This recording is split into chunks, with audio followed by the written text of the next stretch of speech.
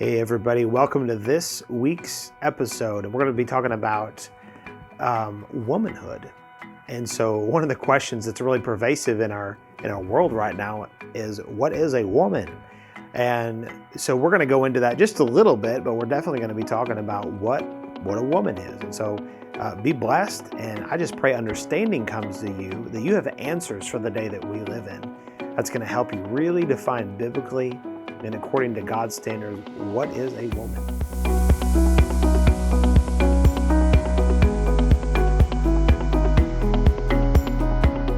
Okay, so we're going to talk about womanhood today. And, we've been talking about manhood and what that looks like. And so the question about what is a woman literally is a documentary that a guy named Matt Walsh made. And it's weird that we have to ask that question. What is a woman? Obviously, there's a difference between a man and a woman. You can put pictures of men and women in front of a 7-year-old and they can tell you all day long the difference. Yet the question is being asked, and it's because there's a perversion in the world. And it's not just, we're seeing it manifest in the realm of physical biology, which is why people are cutting parts and adding parts that don't belong to who God really says that they are. Awful. It's unbelievable. It's demonic. It's deranged. It's delusional. It's deception. It's all kinds of wrong. But beyond just the biology of what a woman is, what a man and what a woman is, it's the understanding of the role and what a woman's role is in society, in a marriage, in the home, all of that. So there needs to be proper biblical understanding, God's perspective on it needs to be brought back in to where we hold true. The thing is that it's like this slippery slope that people get on, and they get inundated with the spirit of the age. And then when people stand up, they're like, oh, you're being harsh, you're being mean. It's like, no, we're not being harsh or mean. We want to know what's true, because there are not multiple truths. There is only one truth. And the reason that a person, and this is adjacent, let me say this real quick, because this is important. The way that we know that there is only one truth, that the idea of relativism is false,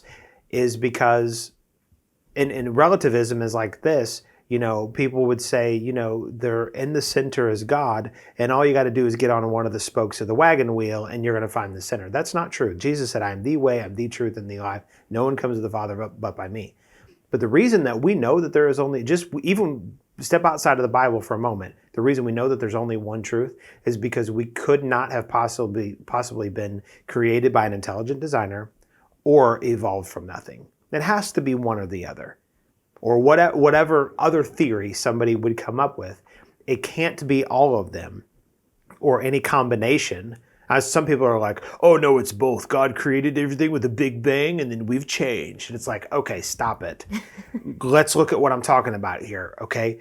We were either created from nothing by an intelligent designer, from the all-sufficient, uncreated one himself, God, who is majestic beyond our imagination and was before time. It's either that person that did that or some other intelligent designer, but there of course isn't. Or we were created, not created, we came from a big bang. And so we can know that there is truth. There's not multiple truths.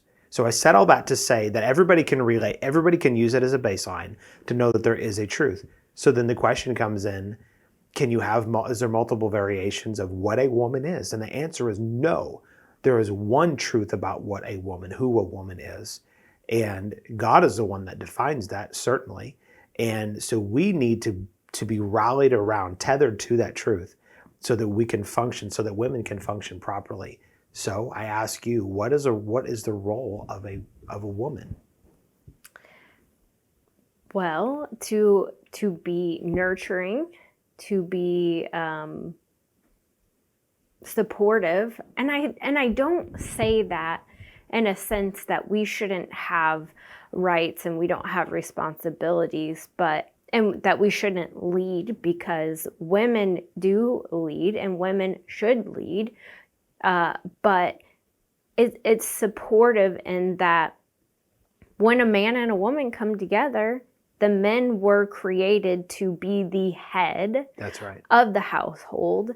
There can't be two heads. When you see two heads on something, it's freaky.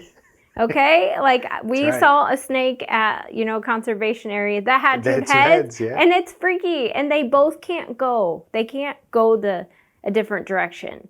Right. They have to pick. Yeah. One way or the other. Right. And quite frankly, I don't want to carry the weight of the responsibility that you have to carry. But what I do want to do is support you in carrying that weight so that we can go together in a direction. And then, in a sense, before you get married, if you're single, you do have to know how to lead yourself. And just being an individual, you do need to know how to lead yourself.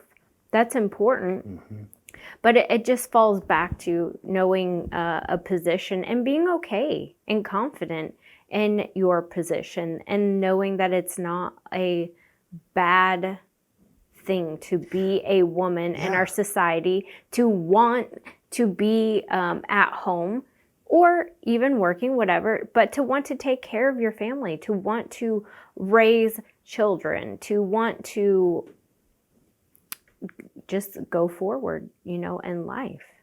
Yeah. So that's one of the things that in society has become almost taboo, with saying that if you were to say that, if a woman especially were to say that, my job is to support my husband and to take care of the home, to manage the home and to raise the kids, and that's my job. Women, the whole women's right movement would say, honey, you're just deceived. You've been abused, and your husband or men have made you believe that you're less than what you are. And if a man were to say, well, that is the role of a woman. Again, that's not to say that women can't work and things like that. We don't want to get off subject, but we're not saying that. If a man said that, they would say, who do you think you are? You authoritative, egotistical man. You just think, well, and it's like, wait a second, can't we just say what the roles are and be okay with it? And we don't have a problem defining our roles. Now, there's people that they have different mixes in the way that they do things. We're not trying to tell people how to run their homes, right? I mean, that's Correct. Not our goal. Yeah. But it's just to establish what God is, as being true, what God has placed inside of men and women, and being fine with that. And so we don't judge when women work, or when both the mom and the dad work and they do how they handle their kids in school and daycare. Like, we don't judge any of that. That's not our business. But to say that a woman carries the same thing as a man and the man the same as a woman is a lie. They're very different. You have things in you concerning just being nurturing, being a mother. I mean, in the natural, think of it this way: in the natural, men biologically, men don't have nurturing. They don't have the nurturing aspect that women do, right? Yeah, not the same. There's a reason why women give birth and women are able to feed their children from their own body. God designed them that way, and has placed within women a desire to do that. And none of that stuff is given to men. And it's because it's not their role. It's not oppressive to women to say that God made them to be how they are. I think it's oppressive to women to try to make them be something that God never said that they were. It's not. I mean, you just take, and people that don't believe the word, they look at this and go, well, you're out of touch with the reality. But the Bible's old, but it's not archaic. It's not irrelevant. So there's things culturally that have changed, and so our culture looks different than it did back in the day, and that's fine. But the reality of this picture of men and women, what they do, their roles, it was all the way back in the garden. Because see, the roles didn't change for men and women in the garden, but after the fall, the curse made it more difficult. Women were going to give birth in pain, and men were going to have to work by the sweat of their brow. But before that, men and women had the same roles. Men worked But it was this non-toiling, it was this joyful thing. Right. And women had babies and raised, or they would have, they didn't have any kids to our knowledge before the fall. But that would have been the idea, is that would have been there. Not that they couldn't work together, and not that the dads were unnurturing towards the children. There's shared responsibilities. There certainly can be in all those areas. But it's being okay with the way that God made us. And to me, when men and women find their identity in the way that God made them, both spiritually and naturally, there's a comfort and a confidence that comes in with that. And I'm so thankful, because you're very confident in who you are. You don't have this need to prove yourself to anybody. You don't have this thing Right. to be like, oh, I'm going to go and make $1 million. But I think because of society influencing me at a younger age, that I did a little bit before we got married, had ideologies. So you can't know something until you know something. You can't know that you want, I mean, that's not true. There are many women who say, I want, like, my heart's desire is to be at home and support my husband and raise kids. And that I used to think that wasn't good enough. That it was not okay, that I needed to do more. I didn't want somebody to say to me, you can't go get an education. You can't go work a job. You can't be the one who wins but makes all the money and then doesn't get to make all the decisions, and that it was so one-sided. I didn't want somebody oppressing me and making, there's just this thing, like, to be a woman, you couldn't, it wasn't good enough to just be at home and take care of your family. Yeah. There needed to be more things. Now, I'm not saying, I did go to school. I did get an education. I have worked outside the home. And knowing all of those things, it made me start reevaluating. What is it that I actually want? What is it that I was actually created to do? What things do I value? And where am I on this servanthood, selfishness scale? Mm-hmm. Because I don't want to say it's completely selfish, but when you're thinking about, I need to rise to a certain level and I need to attain this, and I don't care what I have to do to get to that thing that I want, is very selfish in nature. Yeah. And when you get married, just as you grow in life, whether you're married, whether you have kids or not, selfishness is never okay, and selfishness should not be our top priority. Right. Because it makes us lose perspective in all reality that people do matter and that we should value them, and not use them and abuse them. And so going that direction, getting an education, not wanting, and you never were like, you can't do this and you're going to do this. It wasn't that. It was things inside of me. It was because of what I heard and what I saw in society, and women running around saying, you're not going to tell me I have to stay at home and it's not okay. Like, I don't want to be this barefoot pregnant woman running around.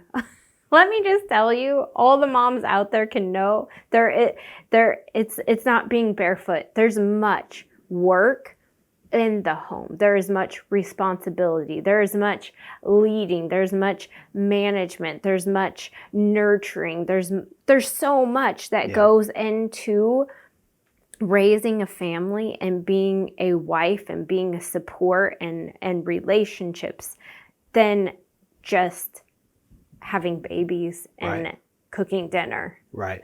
That's like the very minimal. And if that's all it was to me at this point in my life, because I have evaluated my beliefs, I have defined what I truly value in life, I would say yes, 100%. There is no greater responsibility and charge and thing that we get to do as a woman than have a child, Mm.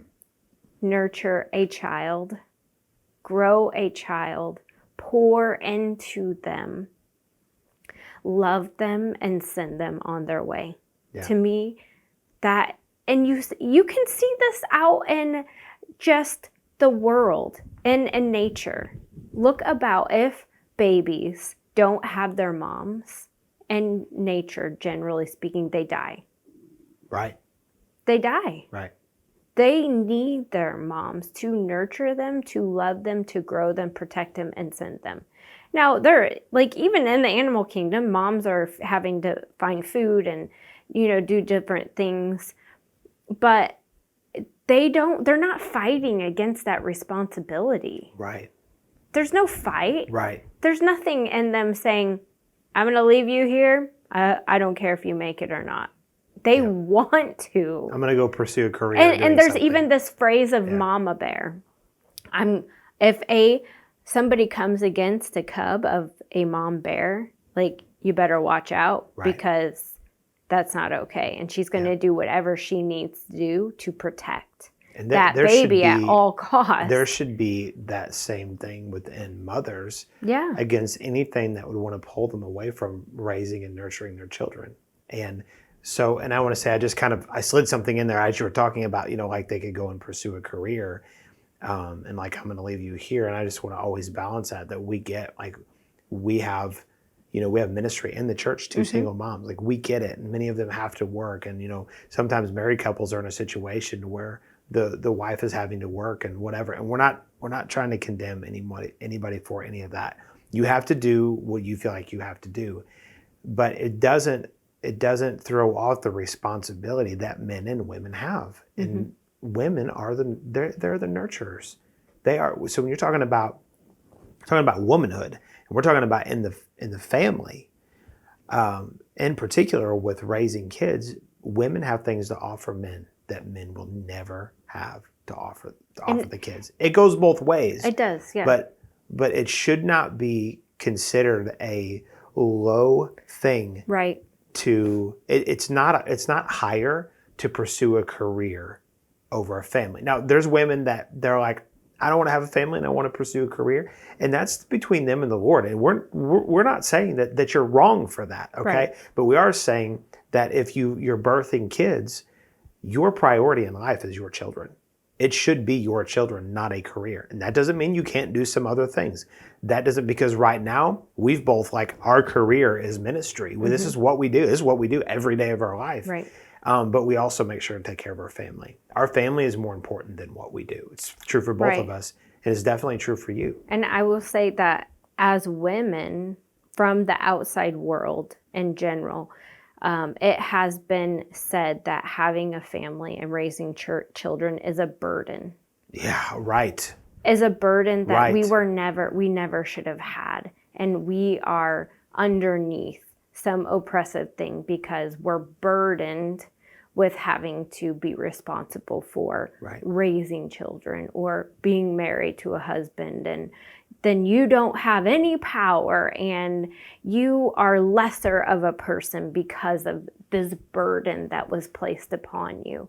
When I would say, stop looking at having children and being married and being at home as a burden. Right. And take it as one of the greatest privileges that anybody could be offered.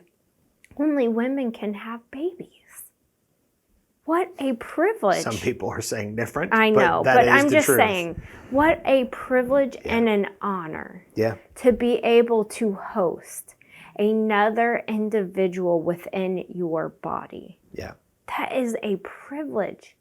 And some privilege that other, women haven't had, like, that are longing for that, and some women take for granted. And we have to stop letting or allowing the outside influence of brokenness in the world saying to us that we are lesser and that we are burdened because of this responsibility. Right.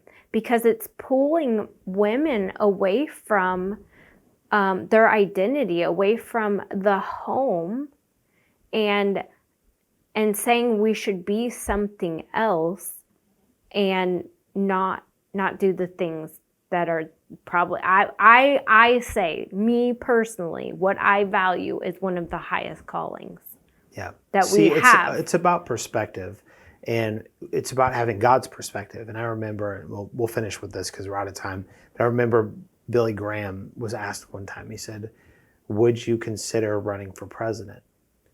And he said, "I wouldn't step down." Meaning he wouldn't lower himself from the high call of an evangelist that the Lord called him to a lowly position as a president of the United States. And as popular as he was, even with non-believers, everybody loved Billy Graham.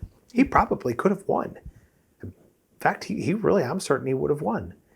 But he wasn't looking at what the world considered to be the most successful. He was looking at what God said that he was called to do. And of course, included in that, he was a man, and he raised his family. He took care of his family. He wasn't just an evangelist. He was a man, and he did, from what we can tell, he did a great job raising his kids and everything. He's a great husband, all that. And it's about having God's value system. And for women, all of the lies that are being perpetrated by, I'll say a leftist ideology, which is rooted in communistic, Marxist kind of stuff that is divisive and just rooted in evil. And the goal And that's not a political statement. That's a reality of the world we're living in. to dissect family. If you can get women to totally bring division yes, to it. Yes. and to their own world, and men into their own world, then who's going to raise the children? The world. The world. That's exactly what's happening. The world. And then even on top of that, you get women saying they're not women and men saying they're not men, and then you can't reproduce, and then there is no family. So this is a true statement. I believe it was Jordan Peterson was asked this question of, someone said, and this was like a green, got to save the planet person, and they were saying, "Are you concerned about the Earth's overpopulation?" He said, "No, I'm concerned about depopulation." And they said, "What are you talking about?" And he said, and I don't remember if this statistic was in America or worldwide or where it was. Might have been a certain nation. I forget what it was, but he made the point. He said, when there are more adult diapers being sold than there are children diapers, we have a problem. And that is the case in some places, definitely. And part of the problem is that there's been this infiltration as to what is a family, what is a man, what is a woman, what are our roles. And only people that have their conscience void of God could ask such stupid questions. And so then I say with compassion in my heart, people that have been deceived by delusional people, that let's come back to the truth of what God says.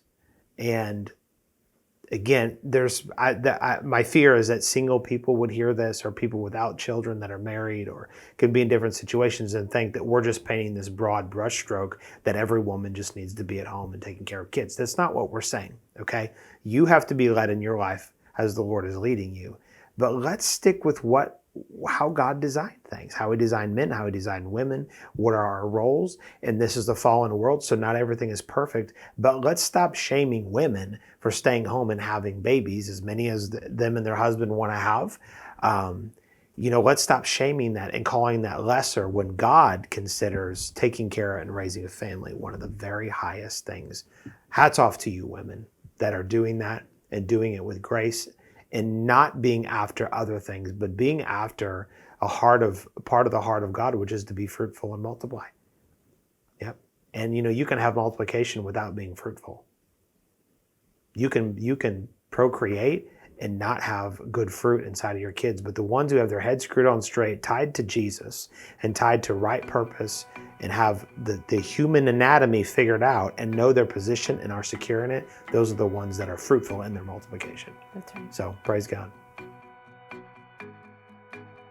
Thank you for listening in on this conversation. Make sure you subscribe to this podcast, give us a 5-star rating, and write a review.